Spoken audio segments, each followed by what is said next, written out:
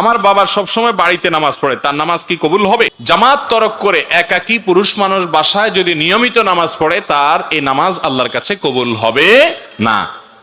ফরজ, ওয়াক্তের ফরজটা কোনো মতে দায়মুক্ত হয়তো হবে, কিন্তু আল্লাহর কাছে কবুল হবে না। এক হাদিসে আসছে, লা সালাতা লিজারিল মসজিদি ইল্লা ফিল মসজিদি, যে ব্যক্তি মসজিদের প্রতিবেশী অর্থাৎ মসজিদে যেতে পারে, সে বাসায় নামাজ পড়লে নামাজ হবে না। অনেক মুরব্বী আছে এক যুক্তিতে বাসায় নামাজ পড়েন, সেটা হলো বলে যে কার পিছনে নামাজ পড়ো, দুনিয়াতে মানুষ আছে নাকি? ওনারা সব ইমাম সাহেবদেরকে মনে করেন এরা তো আর খারাপ মানুষ, এদের পিছনে নামাজ পড়া জায়েজ নাই। ভালো করে শুনে রাখেন, ইমাম সাহেবরা যদি খারাপও হয় তারপরেও জামাতে নামাজ পড়তে হবে, একা নামাজ পড়া যাবে না। একা নামাজ পড়া এটা ভুল, কারণ সালাতুল জামাআতে তাফদুলু সালাতাল ফজর বি87 দারাজা হাদিসে আসছে, একা নামাজ পড়ার চাইতে জামাতে নামাজ পড়লে 27 গুণ বেশি সওয়াব হয়।